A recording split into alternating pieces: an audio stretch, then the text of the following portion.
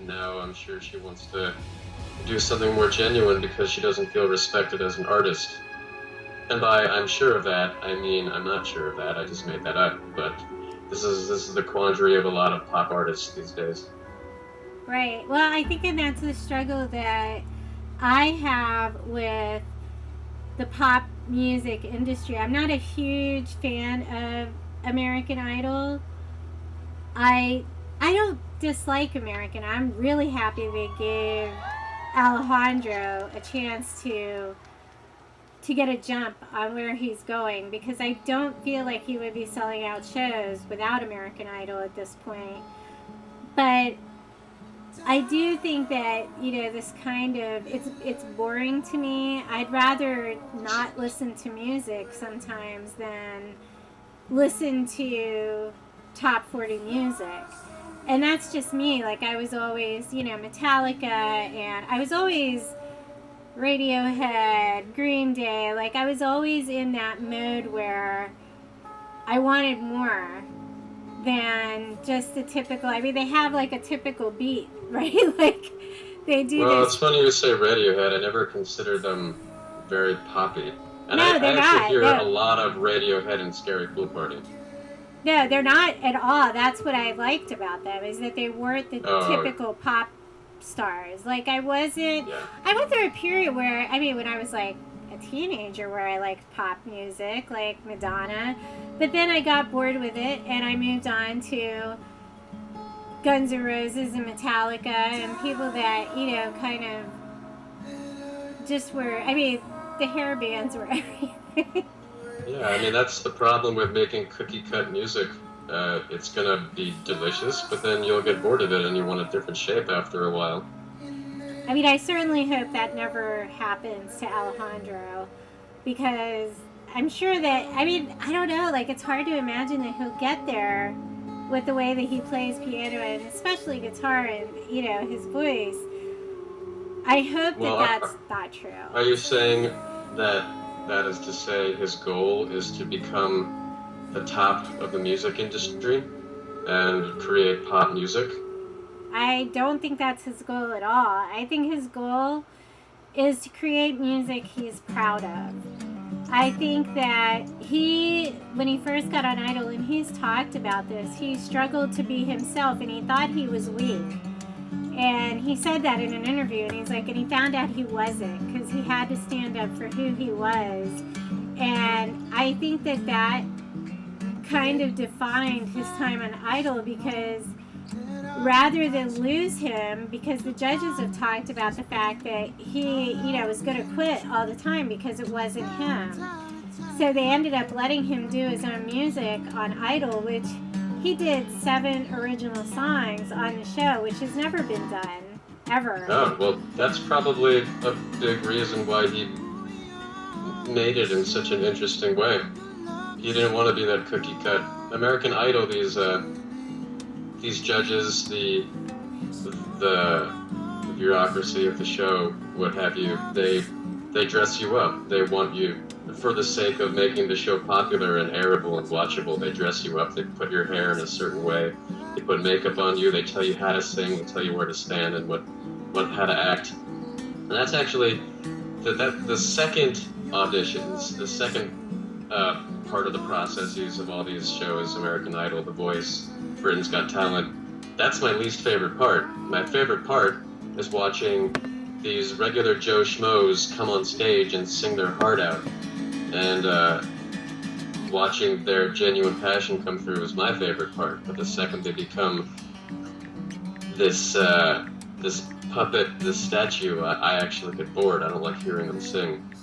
I was a little distressed with, like, I don't know. I mean, I kind of enjoy the evolution. But, like, I enjoy seeing the possibilities of what could be from somebody, because I feel like they go on Idol, they have no idea what the music industry is like, and then it's all of a sudden it's like, boom, millions of people know your name, get used to it. And I think he's had trouble adjusting to that too, because his fan base, it's been really weird sometimes being a fan of his.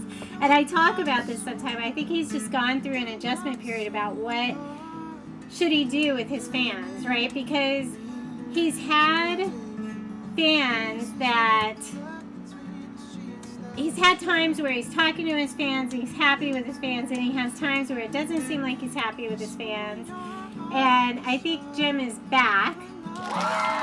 Yes, how you doing, guys? Hi. So you were breaking up a little before the break, Jim. We were talking about Alejandro's strange relationship with his fans and how American Idol, you know, he kind of got all this fame and he went through this evolution from the beginning of Idol to the end, and you know how he kind of struggled with what to do. I feel like as a fan of his, it's been kind of strange, his relationship with us at times. Yeah. Not all the time, but sometimes. And I do feel like he's kind of figuring that out. And we were talking about, what else did we talk about? We talked about Katy Perry and, you know, the fact that she announced the day after the show that she was never doing an album, that she's just going to release music, which I thought was an interesting move since most artists make their money off of concert tours. So that's kind of where we are. Yeah, well, I'm sorry I missed the topics, guys. I know one thing for sure is that the American Idol experience, especially given the fact that Idol, a lot of the same people that watched Idol when they were young back in the first season are the ones that are still the main core of Idol now, and these people are in their 40s or 50s. And yeah, they really had an expectation of the acoustic music that he did, and really loved Idol and the covers, and there have been a lot of surprises since then. Yeah, like every day is a surprise. I was... Yep, exactly. I could think of American Idol as a type of metaphor for the industry. You have an artist coming in, and then you have people that want to invest in them, their time and their resources, and then that artist is forced to make decisions about how they want to change to meet their investors' needs, and then their fans watch them change before their eyes, whether they like the change or not. Yeah, well, that's interesting. American Idol as kind of a dry run or preparation for the industry on a larger scale. Mm-hmm. Definitely. I mean, he said what at one point, I think it was an Instagram post, he said, "I'm just a number."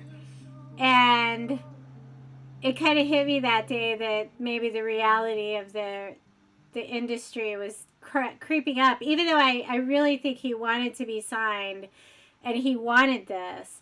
As much as he struggled with it, I don't think most American Idols come off that show with quite the following that he has. At least not dedicated following, because there are some crazy people out there. But it is kind of a... I think Katie was right. Like when she said, "This is a dry run. We're gonna see what you do with it." I think I struggled with that, honestly. What do you mean by dry run? What does that mean? So she had made a statement on one of the shows that they kind of give people, like, you know, a crash course in being a pop star. Oh, yeah. As far as expectations and singing and music and all of this other stuff. Mm-hmm. Yeah, I understand that. It's rough. And when you're an artist like that, you have to appeal to your investors and your team. And you think that your relationship with your fans is going to be pretty binary, but it's not. It's not like your fans are your friends. So then the only way to interact with your fans is to keep putting out music that they like. So you have to also navigate that arena, whether to give your fans, which is they're sort of an industry in and of themselves, whether to appeal to their needs or whether to do whatever you want. That's a good point. So the fact that he was struggling with how he felt about his fans is a testament to where he is with how he feels in the industry at large. He's becoming reliant on his fans for self-meaning, for better and for worse. Oh, that was kind of the statement that Jim made last week on the last podcast. Oh, sorry, Jim. What? No, not at all. No, I wanted to reiterate, because I thought it was an interesting point, is that, you know, we kind of, it's hard for the artist to kind of figure that out. And with him, it's been 4 months, and he has, you know, booked all these shows, and he's gone to Lala, and he got signed, and he's released music. He's working on an album, and he's made the statement that, you know, people want more. They want everything. And how do you deal with that?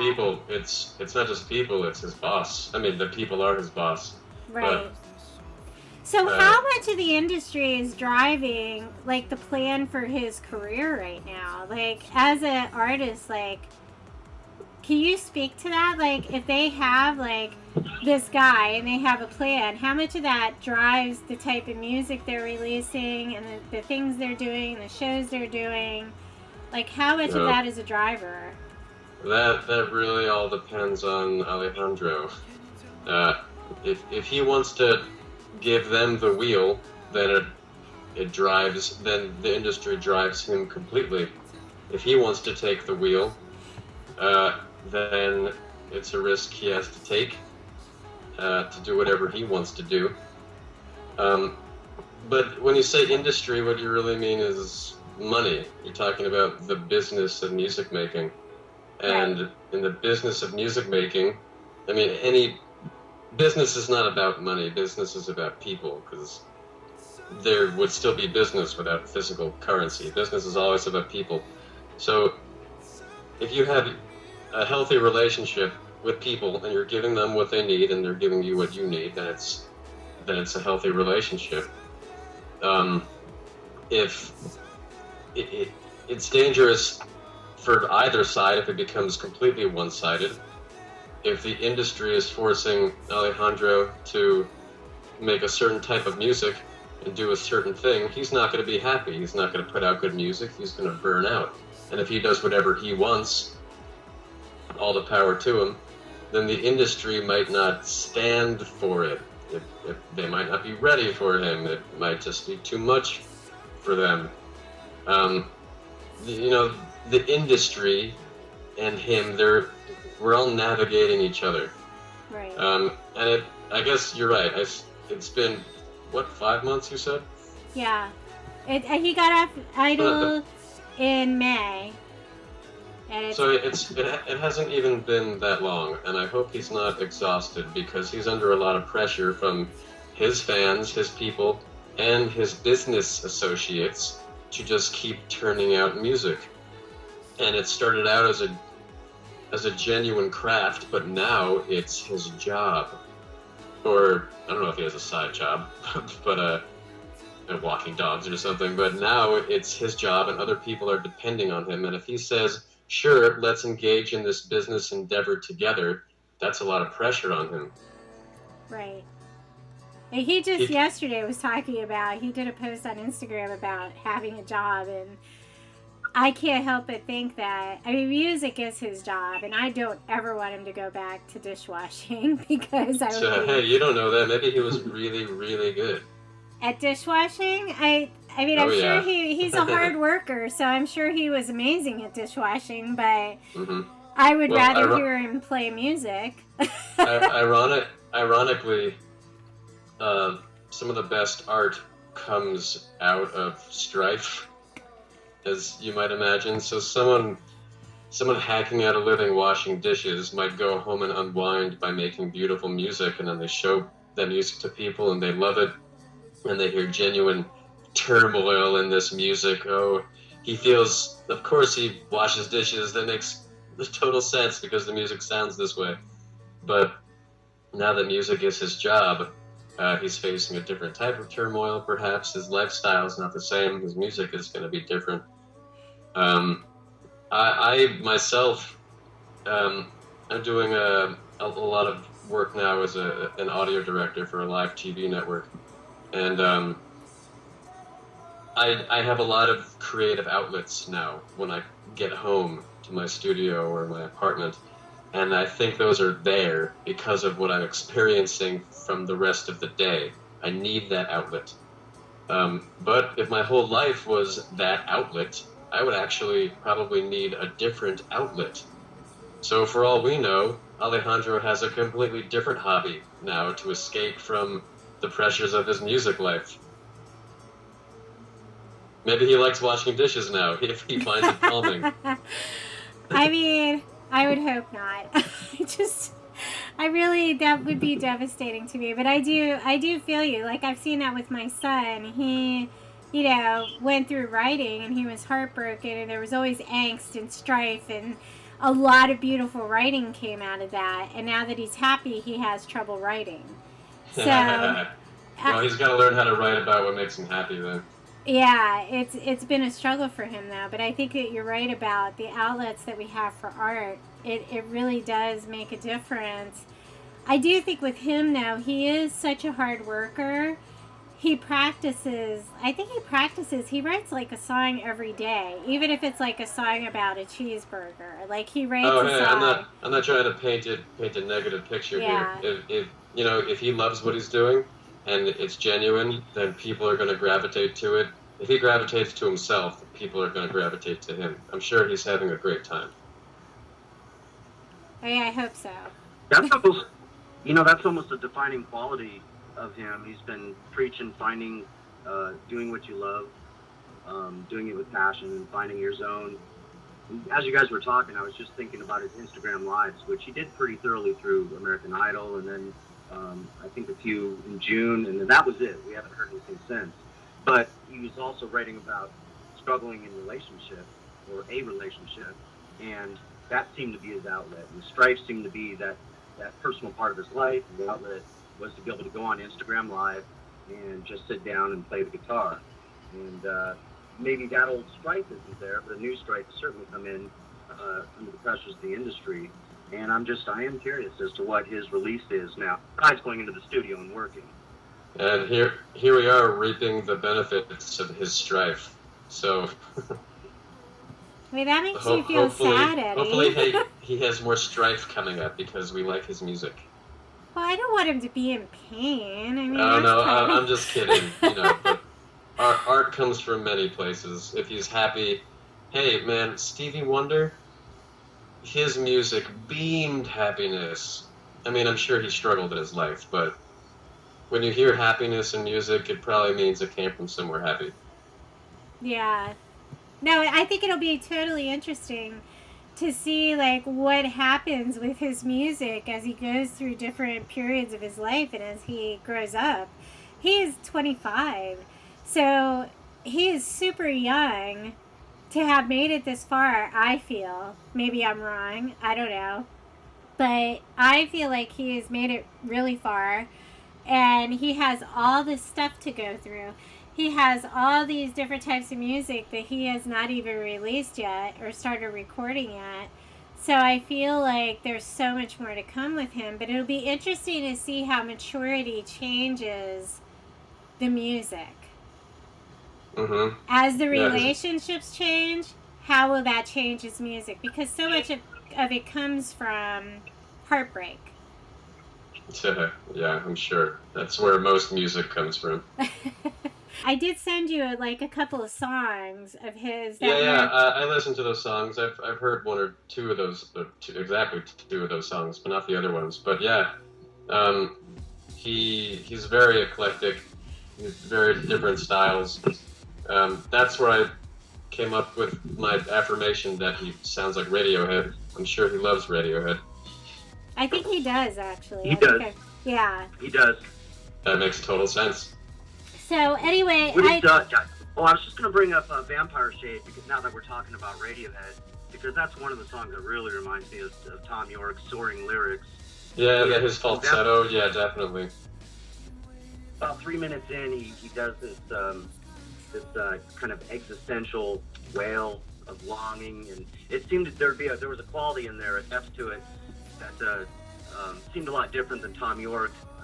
And the subject matter that they write about is a lot different, but I think that's where I saw the radio hit influence the most.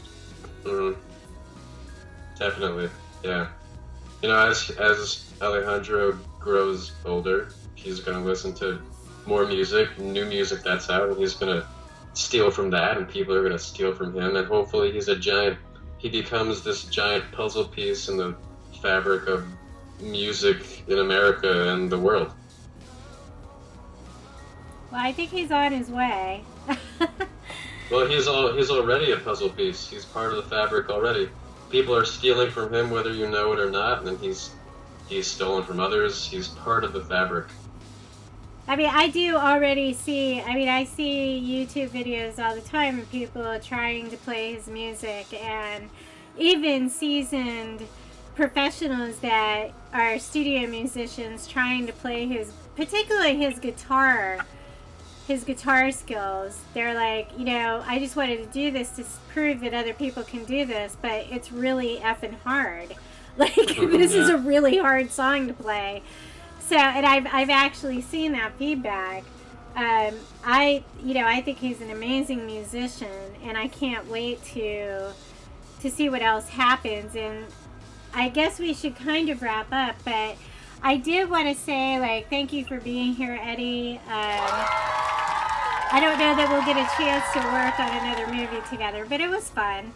And I absolutely, wish you all the best success, and I loved your music, by the way. I didn't even know you were a musician until you told me. Oh yeah, thank you. Everything that's on my website, everything I produced, I played all the instruments on that.